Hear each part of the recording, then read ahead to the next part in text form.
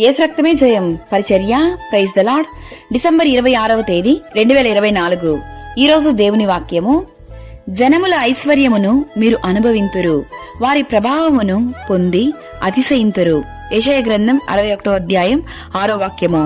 అవును క్రీస్తునందు ప్రియులారా, దేవుని యందు పూర్ణ మనసుతో మోకరించిన ఎడల దేవుడు సమస్త ఐశ్వర్యములతో నిన్ను దీవించును, నిన్ను శాశ్వత శోభాతిశయముగాను బహుతరములకు సంతోష కారణముగాను చేసేదను అని దేవుని వాక్యం సెలవిస్తుంది. మీరు యెహోవాకు యాజకులనబడుదురు, వారు మా దేవుని పరిచారకులమని మనుష్యులు మిమ్మును గూర్చి చెప్పుదురు అని దేవుని వాక్యం సెలవిస్తుంది. జనముల మధ్యను వారి సంతానము ప్రసిద్ధి నొందును, వారు యెహోవా ఆశీర్వదించిన జనమని వారిని చూచిన వారందరూ ఒప్పుకొందురు. నీ సూర్యుడికను అస్తమింపడు, నీ చంద్రుడు క్షీణింపడు, యెహోవాయే నీకు నిత్యమైన వెలుగుగా ఉండును, నీ దుఃఖ దినములు సమాప్తములగును. దేవుని వాక్యం ఇలా సెలవిస్తుంది: వారిలో ఒంటరి అయిన వాడు 1000 మంది అగును, ఎన్నిక లేని వాడు బలమైన జనమగును.